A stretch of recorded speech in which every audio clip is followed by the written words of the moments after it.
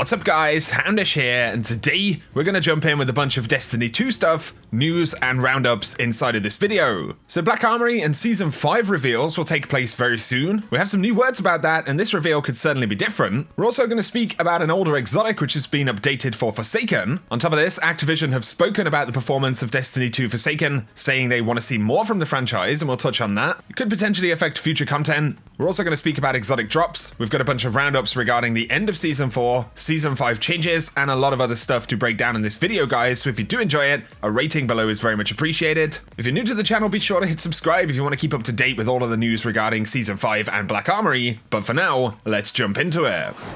As I mentioned, guys, we've got a lot to speak about inside of this video. Before we break down a bunch of updates from Bungie, I wanted to speak about an updated exotic. So back in Warmind, in the database, we found a ship called Stark Baffler. If you take a look at the ship, it's got this cool kind of Warmind style aesthetic. And obviously we saw this first in the Warmind expansion, which made a lot of sense. The ship, however, was never added to the game, so we never found a drop source for it or anything like that. But recently in the database, Stark Baffler has actually been updated and now features a Forsaken icon. So it looks like we're going to get this one pretty soon in the game. Obviously, you have the pretty interesting Warmind aesthetics. On top of this, there's some pretty cool lore for the Stark Baffler. It's a note from a captain, Sefin Delrig, about a battle at the edge of the reef. And as the battle comes to a close, the members of this ship actually see something spelled out in the distance. So they see, "Tell them we said hi," spelled out in dead, broken ships across the reef. So obviously there is a strong link to the reef right there. We don't know exactly who is saying hi. Either way, it looks like we're finally going to get this exotic into the game. There isn't a source for this currently listed, but it has been updated for Forsaken. Of course, it could appear in a Bride Engram or something like that, but I feel like, especially since we've been tracking this one for a little bit, that it could absolutely be a reward for a quest, a mission, or some kind of secret in the game, so I'd love to hear your thoughts below.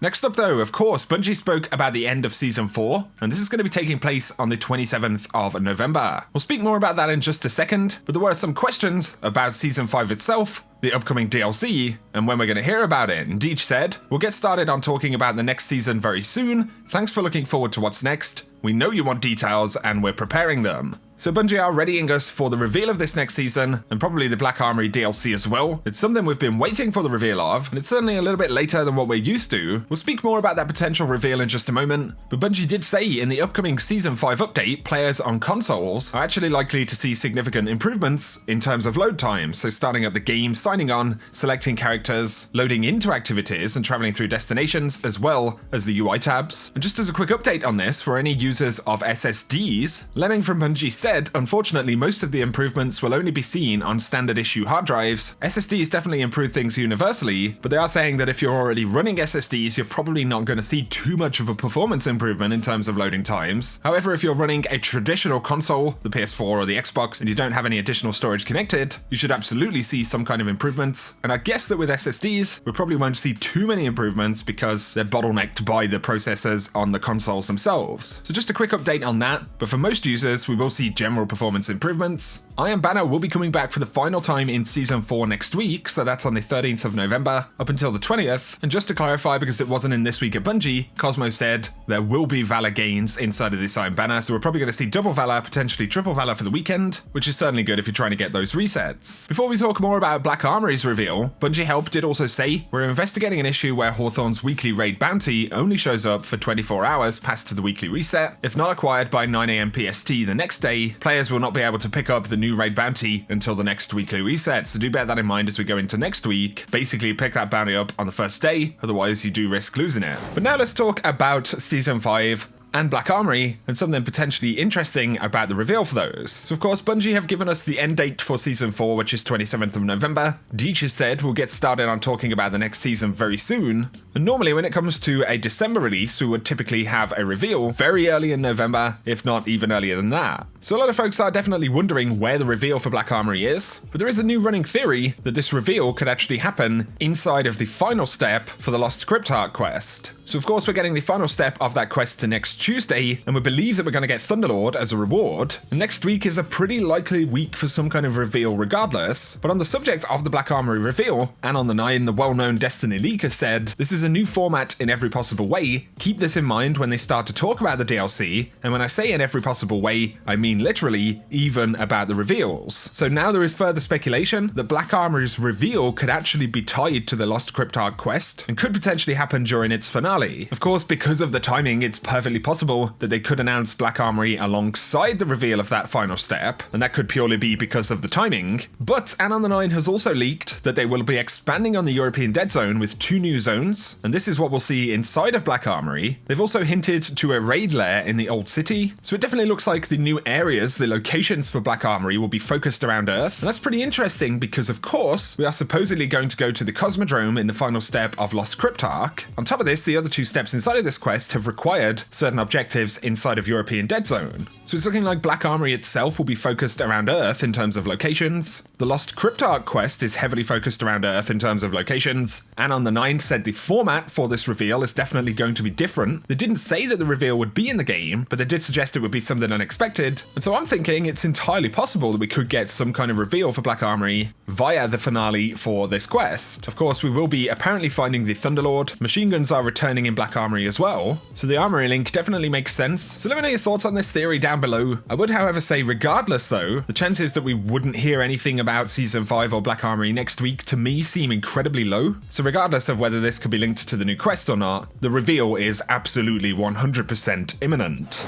Next though, Activision recently spoke about Destiny 2 Forsaken and how it's performed since launch. And essentially Activision said that Forsaken didn't quite achieve their goals internally, and they are looking to evaluate and improve the title. They did say that Forsaken is a high quality expansion of content into the universe, and it's some of the best content that they've seen, but they added that we've not seen the full core re-engage in Destiny, which has kind of led to the underperformance against our expectations to date. And on top of this, regarding their underperforming franchises, Activision said we'll continue to push innovation in new content to drive stronger engagement and in-game revenue generation. And so there's a lot of conversation about this right now. There's also speculation and conversation about how this could change content in Destiny. Does it mean that we would see more content releases, and Activision are actually going to invest to make that happen? Of course, they do say in-game revenue generation, and a lot of people immediately think to the monetization methods like microtransactions. So there are definitely some interesting statements here, but it is worth remembering that Destiny 2 is a game in repair. The franchise is kind of in repair from the way that the original D2 launch was received, and so it's hard to say, but it isn't necessarily as negative as it sounds, especially since Activision know that the player base is enjoying Forsaken's content about as much as they've ever enjoyed Destiny content. So I think the game itself is mostly working, but it's become apparent that that re-engagement is certainly going to take longer than just one big, high quality expansion. So let me know your thoughts about that down below. I'll link a couple of articles about it if you want to check it out. But let's get on to some final bits of feedback on the subject of exotics, rarity, and how we acquire them. Cosmo said, we saw a lot of feedback in early D2 that there were no Galahorn moments, and a lot of discussion of whether that was good or bad. Now that we have 1000 voices, we're seeing some players have an ecstatic moment when they see it drop, but complaints about 10 plus clears without getting it are bubbling up again. We'll continue to monitor the feedback around how the most sought after rewards can be acquired, but it does say let me know if you have any other thoughts, and I'll be curious to hear what you guys think below, because of course we have had the Touch of Malice and the Outbreak Prime style raid drops, which have actually been long form quests, mostly pretty predictable, but definitely requiring a fair amount of investment. Equally though, we've had the Vex Mythoclast 1000 voices model, where you simply have a weapon that drops, but is relatively rare and difficult to obtain. And of course, then you have a lot of RNG. Personally, I kind of like both systems, I guess. Although I do lean towards the questified system, because on top of being exciting for everyone hunting the weapon, it makes the drops and things like that slightly more predictable and trackable, which definitely can be a positive thing as well. So let me know your thoughts about that down below. Another subject here, RNG being included in titles and acquisition for titles. Cosmo said he'll pass on the feedback about random reward drops and other things that require some RNG luck being a bad experience for players trying to unlock titles. And me personally, I'm kind of close to this one. I spoke about Cursebreaker before. It's a title that I've unlocked essentially every requirement for, but I don't own any of the cosmetic items associated with it, which are very, very rare by the way. And I've cleared all of the activities, all of the opportunities to acquire those items every week since Forsaken launched, but I unfortunately don't have any. And of course, there are plenty of other similar situations to that. I'm nearly in the same situation in the Last Wish raid as well. There's been conversation about how that affects Dredgen, or even Wayfarer, yeah, so let me know your thoughts about that down below. Do you think RNG belongs in titles? Personally, I'm leaning towards no. I would love to see titles be much more achievement based. And of course, you could have a collection title or something like that for people who absolutely do love to collect everything in the game. But those are just my thoughts. Let me know yours down below. Some more good clarification about seasonal quests. Someone said, if someone reaches Fabled before the end of season reset, but doesn't reach the step of the quest line, will they have to reaccomplish that in season 5, or will that watermark count retroactively like it does now? And DMG says you'll have to reach Fabled in season 5 if you don't complete the quest step in season 4, so do bear that in mind. Ranking points are retroactive, but only inside of a given season. So if you do hit the points required, you also have to finish the quest, otherwise that will no longer be recognized.